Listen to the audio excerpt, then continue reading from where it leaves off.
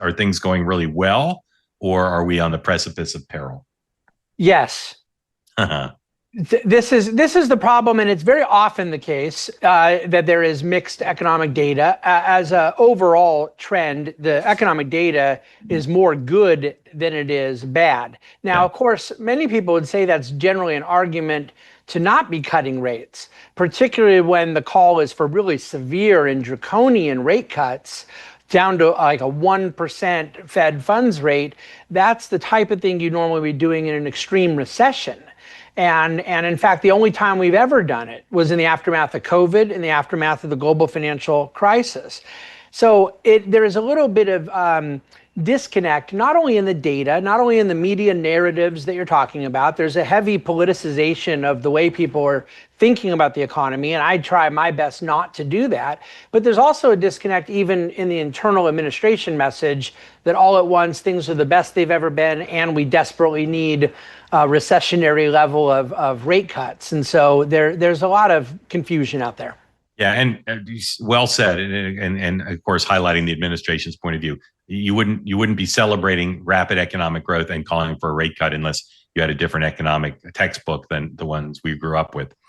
Let's talk about the GDP number, because it's a great example. The headline number was very good, but it didn't take a PhD in economics to look under the hood and see that the reason that the growth was 3% was because of other data that's not positive. What's that data, and how troubling is the other data?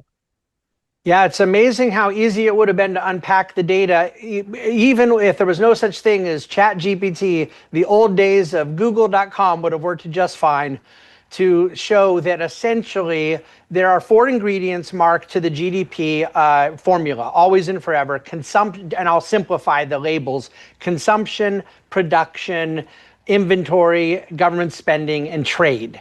The trade issue. All right, that sounded like five.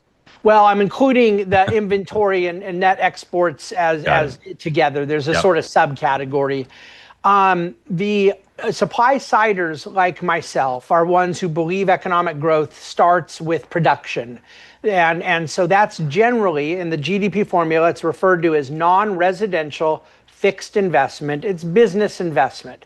And that is the category I care about most. But the entire formula is capturing the ability to measure total goods and services in the economy.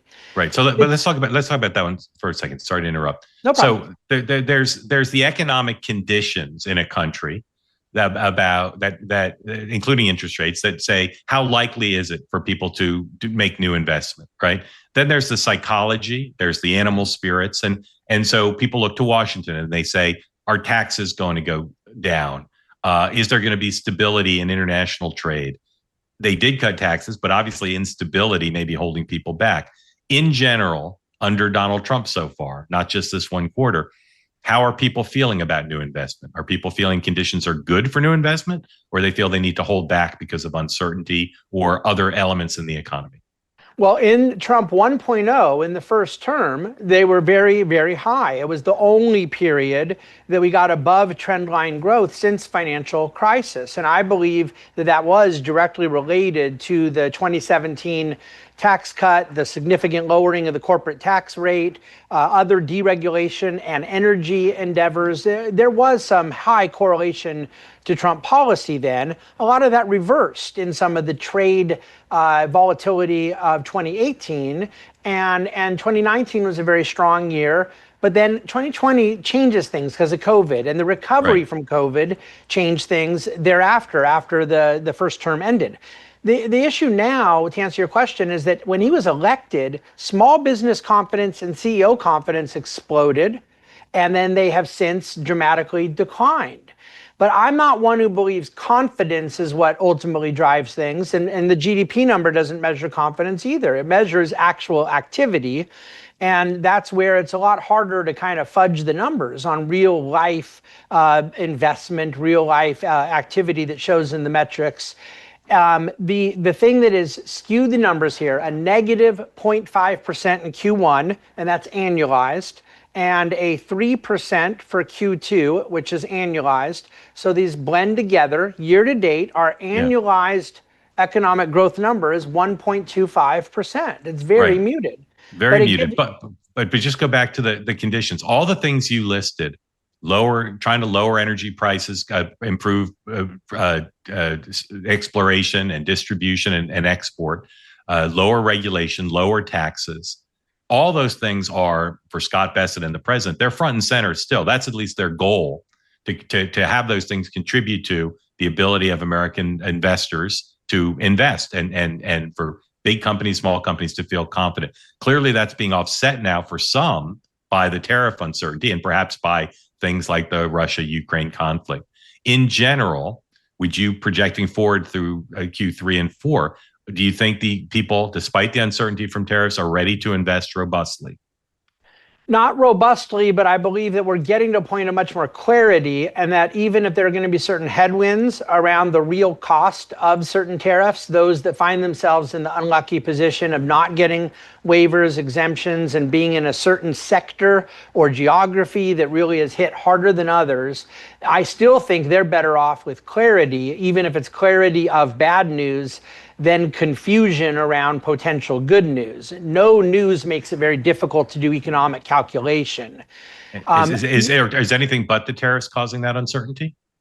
Tariff adjacent issues, like then what total trade will end up being and what it will do to industrial production, to durable goods orders, and then ultimately to the total level of trade affects total level of capital flows. Right. And this is a significant issue that won't be visible in the next Q3, Q4. I'm really looking out, Mark, a whole year, because I think that you're going to get a much better indicator of where some of the bad things did or didn't happen and some of the good things did or didn't happen. But if you have a significant drop in foreign investment, then that becomes a different sort of problem. But this is, I think, the most important thing I'll probably say here in our limited time is that the Bessent priority or agenda around their tariff and trade policy is a totally different list than the prior list, which was, I'm calling the Navarro list. President Trump has his fingerprints on both lists, obviously, but what they're not talking about as much now is the desperate need to lower the trade deficit, which I think is a fictitious economic goal, and protectionist-oriented things to try to go lend a boost to one sector over another. That's still going to be out there politically, but what you see now is Bessent talking about opening up new markets and foreign investment. So those are two new things that could be bullish. Right. So it's a trade agenda associated with tariffs, but it's much more palatable and encouraging to the business community than the prior orientation, right? Much more, and for good reason. Yeah. Okay, let's talk about consumers. We've got 4 big spending moments coming up in the balance of 2025. Back to school, we're right on the doorstep of that. Halloween, Thanksgiving, and Christmas. Are you bullish on those 4 moments for consumer spending? Well, I assume you mean bullish, as I would believe consumer spending is supposed to always be a really good thing. Well, we need at least some of it. Yeah, my answer right now is yes. My answer in a month will be yes. And my answer in any period for the rest of our lives where Americans have not lost credit, the answer is yes. The American consumer does not stop spending over animal spirits or over fear of a tax. They only stop spending when they run out of credit. Right. Okay. The Trump administration cannot be considered an economic success, in my view, unless they find a way to address 2 big areas of concern for America's families. One is the cost of housing, and other is the cost of education and college. What is the administration doing that you see that at least potentially could address those things by the end of this term? You know, it's really a great question, because I would have said to you that there is very little the federal government can do other than try to jawbone the Fed for a lower Fed funds rate, which even that doesn't do a lot for the longer term mortgage rates, which are much more tethered to the 10-year and the 30-year than the overnight lending rate. But, when President Trump starts talking about getting rid of capital gain on primary residence, There are, or adjusting for inflation, some of the capital gain burdens. There are things on the margin. The privatization of Fannie and Freddie could be a huge thing, and people say no, it could take away credit. I vehemently disagree. I think that there is a huge opportunity in capital markets to get Fannie Freddie out of this insane stewardship that it's now been in for 17 years. But they're not going to do that before the midterms. Not the midterms. It would be second half of this term, right? Yeah. But I think that most of what you bring up on housing is really a state and local issue, and that's probably the best that the federal government and the Trump administration can hope for, is to be lucky with the timing of some of these things improving. But they can try to use bully pulpit to demand more zoning relief and more deregulation that will promote the supply of new housing stock. Okay, just a couple minutes left. You're more of a free market, traditional, conservative economic orientation than the president has, certainly on tariffs. With the exception of tariffs, for people from your classical economic point of view, from the center right, is Donald Trump a good president in this term, taking the tariffs aside? Certainly, because his instinct, when you take the tariff and trade issue aside, which comes from a very authentic impulse he has that America's constantly getting taken advantage of. If you put that issue aside, I'm firmly convinced that his natural instinct is supply side oriented. I don't think it's from reading volumes of Robert Mundell or Art Laffer. I think his instinct is supply oriented, which is deregulation, energy independence, and removing marginal tax burdens to incentivize production. So I believe that the president in that sense is very Reaganite, and the trade and tariff issue is where there's sort of a good cop, bad cop on each of his shoulders from the vantage point of this traditional conservative. All right, lastly, two Fed questions just for the fun of it. Will Chairman Powell serve out his full term, and who will be the next chair of the Fed?